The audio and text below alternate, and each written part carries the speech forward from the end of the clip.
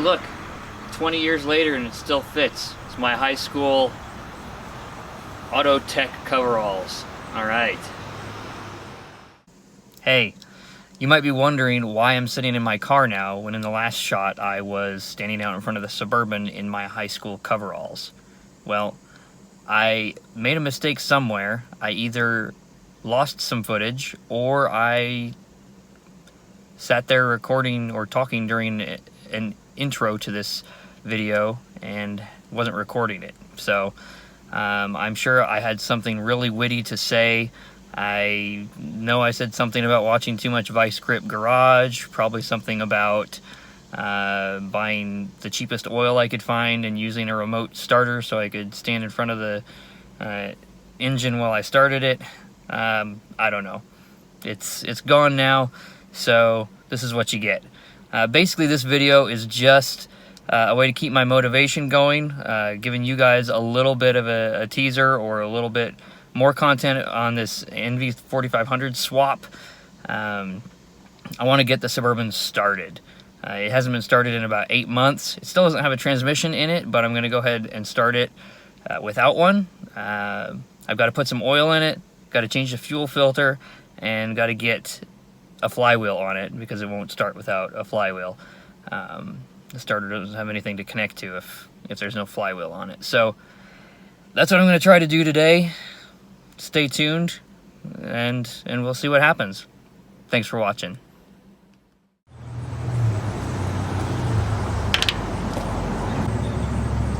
There's 4 quarts. Now for 3 more.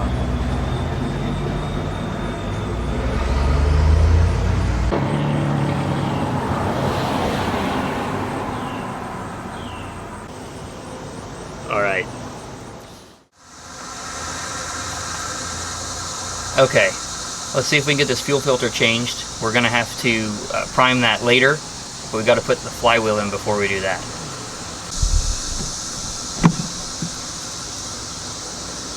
That looks kind of watery.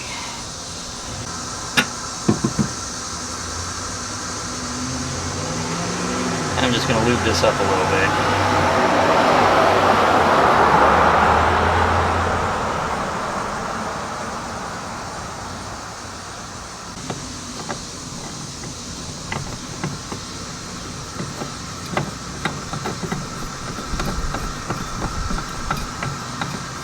Finger tight.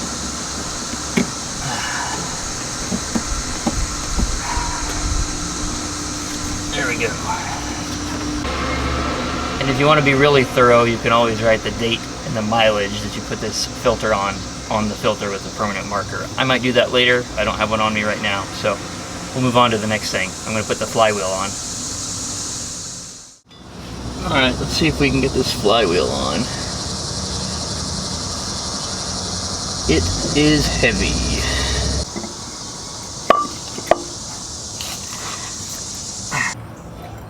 Alright, we're going to put some blue thread locker on the bolts and some assembly lube on the bottom of the head.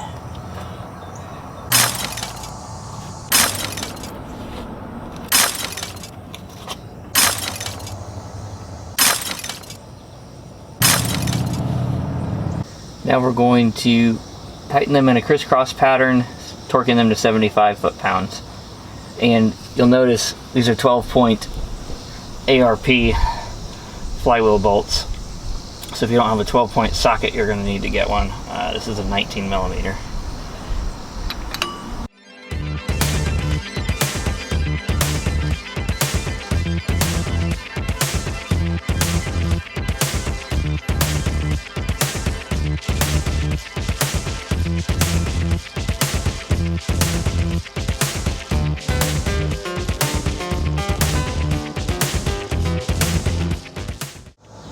We'll want to put some brake clean on this before we put the clutch on, but for right now we're just going to use it to start this thing.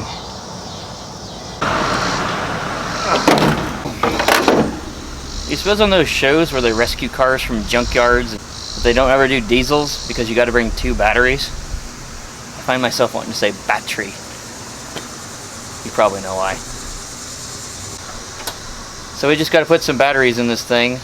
I've got the flywheel on, got to prime the new fuel filter, and we'll see if we can get this thing to start. Maybe. It's been about 8 months, so we'll see.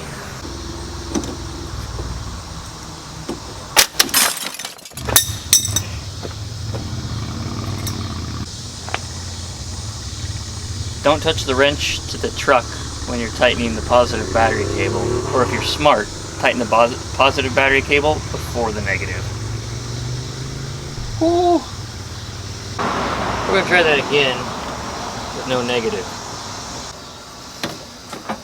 Okay, I want to bleed the new fuel filter, so I've got the bleeder valve open on it.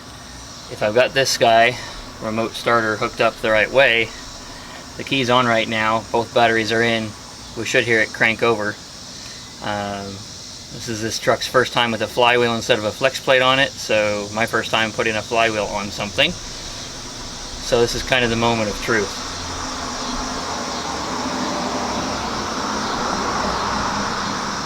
I'm going to stand back a little bit. That's promising. Not so promising. I may have the wrong flywheel, or the wrong starter for this flywheel. I'm gonna have to think about this one. The flywheel's turning, but like one tooth at a time.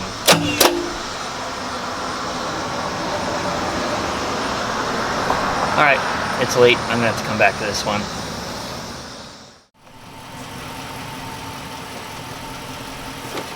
So I think I figured out my problem from yesterday. I just think there wasn't enough battery power to turn the engine over. I did shim the starter because I thought there might be some sort of a bind there. I can always take those shims out later. I don't have to pull the whole starter to do that, so it's not a big deal. So I'm going to show you in a second kind of the procedure I'm going to use for purging the air from this new fuel filter. It really just includes unplugging the injection pump.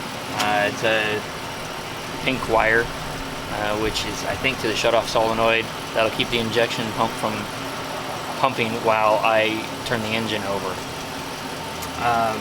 Yeah, and basically I'm just going to loosen the air purge on the top of the filter until diesel fuel comes out, and then I'll tighten it back up. I'll plug the injection pump back in and we'll try to start it. So here's what I'm getting now. With, you might hear my my Magnum in the background. I've got jumper cables up, and I'm charging one of the batteries because it seemed like one of them was pretty low. So here's what I'm getting now.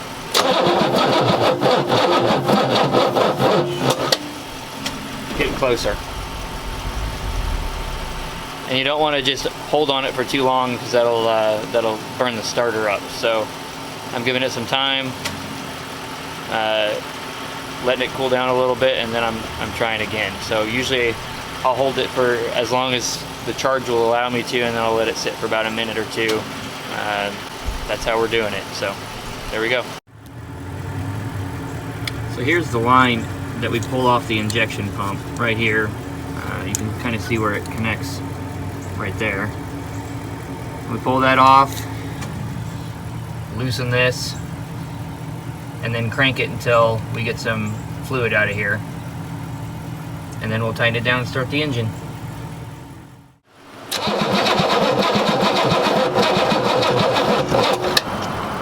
There we go. Now we're just going to plug this guy back in. We should be good to go. Alright, let's see what we got.